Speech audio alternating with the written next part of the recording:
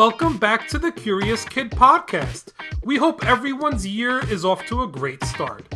We have lots of exciting things planned for this year, and we are so happy you're joining us for this episode, which is our Season 12 premiere. This is going to sound ridiculous, but 2025 is the 8th calendar year of Curious Kid Podcast. So we got this thing started in 2018, and we've been releasing new episodes weekly ever since. Do you know what a New Year's resolution is? It's when you make a promise to yourself to do something at the start of the year.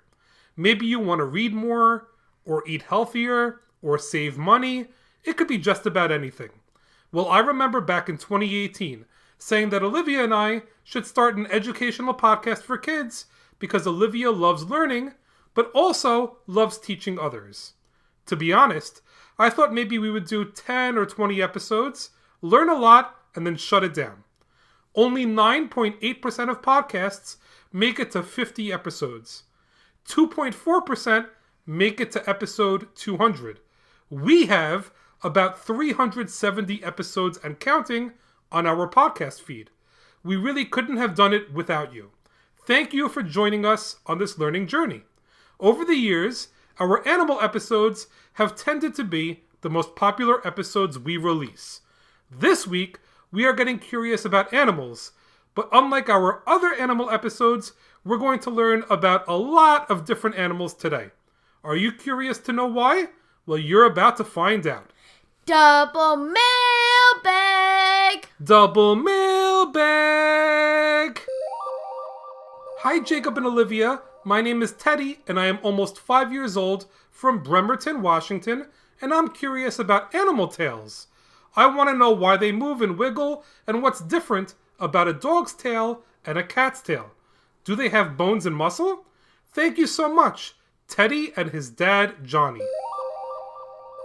Hello, my name is Bridger, and I'm 8 years old. My sister is 5 years old, and we're from Utah. We're curious about tails. Why do so many animals have tails, but humans don't? What are tails for? Bridger from Utah. Wow, those were 2 super messages from amazing listeners. Teddy reached out to us over 3 years ago to make this episode topic request, and Bridger requested the same topic a few weeks ago. Teddy, we appreciate your patience, and we are so excited to learn all about animal tales for you and Bridger this week. Let's get the learning started with the question of the week. The question of the week is, which land animal has the longest tail in the world? While you're thinking about the answer, let's learn why animals have tails to begin with. Tails are like toolkits for animals. They can be used for so many different things. Some things that animals use their tails for is balance, communication, hunting, swimming, and even defense. Animal tails come in all different shapes and sizes. And animal tails have evolved over time to help animals survive in their environments. Let's go through some of the different ways animals use their tails one by one. One of the main uses for a tail is for balance. Have you ever seen a cat walk on something narrow, like a fence?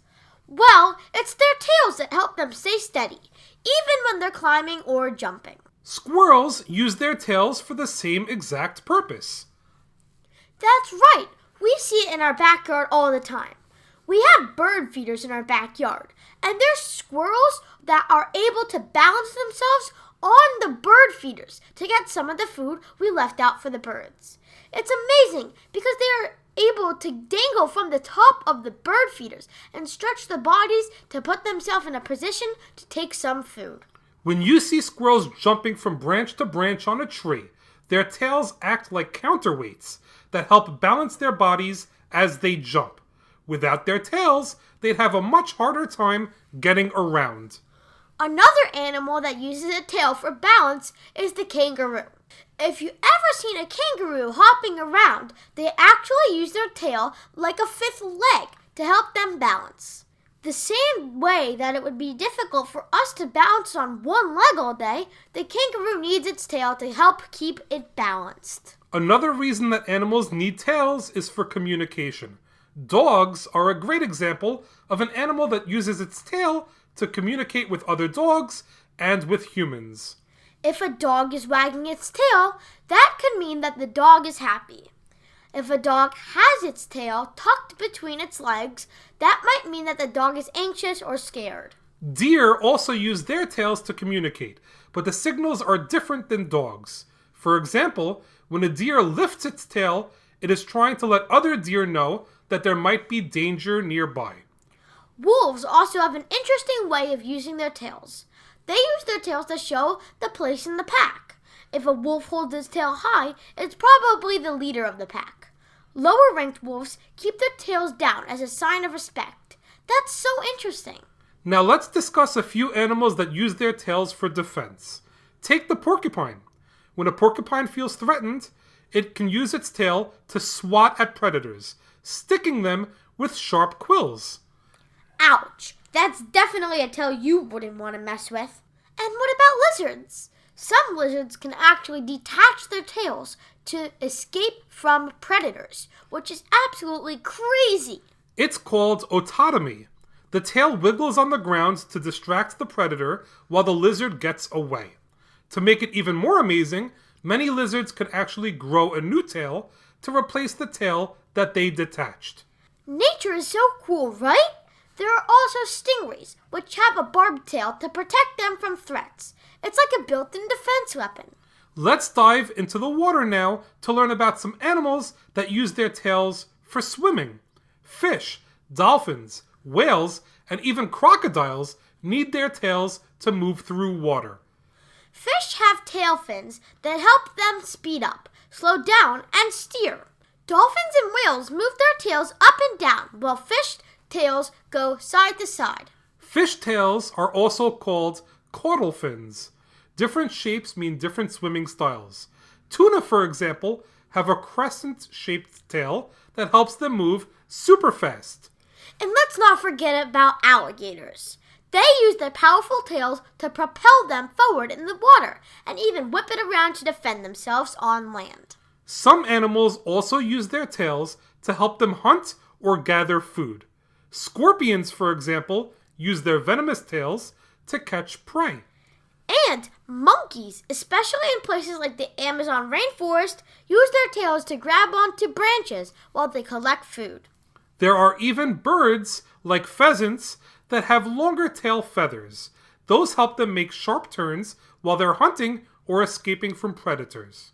It turns out that tails are great for grabbing, catching, and even storing food. And for some animals, tails are used for temperature regulation. In other words, they use their tails to help keep them cooler or warmer.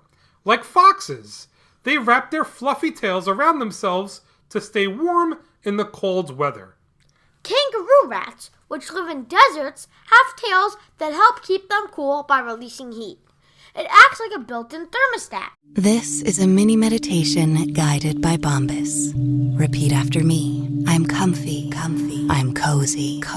I have 0 blisters on my toes. And that's because I wear Bombas, the softest socks, underwear, and t-shirts that give back. One purchased equals one donated. Now go to bombas.com/listen and use code LISTEN for 20% off your first purchase. That's bombas.com/listen and use code LISTEN at checkout. All right, folks, I think it's time to bring someone in who is definitely bright-eyed and bushy-tailed to drop some absolutely crazy tail facts on all of us. Here is Noah with 5 unbelievable facts you need to know about animal tails. Take it away, Noah. Fact number 1. Peacocks use their tails to attract other peacocks. Male peacocks have those big, colorful tail feathers to attract females. The bigger and brighter the tail, the better chance they have to attract a mate. Fact number 2. Seahorses have prehensile tails, meaning that they are able to use their tails to hold on to things like seaweed or coral. It helps them stay in one place, even when the ocean currents are strong. Fact number 3. Skunks use their tail in a unique way. When they feel threatened, they raise their tails and spray a stinky liquid to keep predators away. This happened to our dog Chloe twice. She got skunked and it was gross. Even though we washed her and washed her again, we couldn't get the skunk smell out of the house for about a week. Fact number 4. Possums use their tail to carry bundles of leaves or other materials when building a nest. Fact number 5. Beaver tails are flat and resemble a paddle. They use them to slap the water as a warning signal to other beavers. Here's a bonus fact for Teddy, who wanted to know if animal tails have bones and muscles. The answer is yes, for almost all animals that have tails. If an animal has a backbone, then its tail will have bones. That means that cats and dogs both have bones and muscles in their tails. Nicely done, Noah. Can you imagine humans having tails? What would we use a tail for? Maybe balance, kind of like how monkeys do. It would make things like skateboarding a whole lot easier.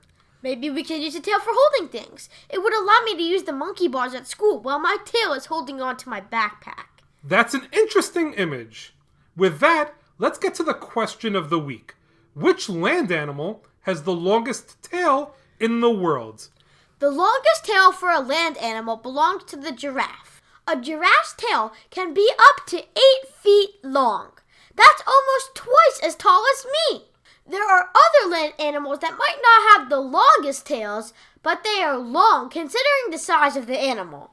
A great example is a small rodent called the long-eared jerboa, which is mostly found in China. The animal itself can grow to a max of only 3.5 inches long, but its tail can grow close to 6.5 inches long. That means that its tail grows to nearly twice as long as its body. That's a really long tail for such a small animal. Well, that's a wrap for this week's episode. Thanks so much for listening to this week's podcast, number 287, on Animal Tales. Great job, Olivia, and great job to Teddy and Bridger for giving us an easy choice for episode topic suggestion this week. There was no reason for us to flip a coin, heads or tails, to decide what we were getting curious about this week. Before we wrap this episode up, we have a reminder for everyone. If you spend any time on YouTube, don't forget to subscribe to our YouTube channel and check out our videos. You can listen to all of our episodes on YouTube. And we have a bunch of extra videos on YouTube for you to enjoy and get to know me and Noah a bit better. We've been putting more content on YouTube, and we are overwhelmed to see the numbers of subscribers and views going up week after week. Thanks for checking us out on YouTube. Join us next week when we will get curious about power lines for listeners in Washington, Texas, North Carolina, and Australia. As always, thank you so much for listening and getting curious with us.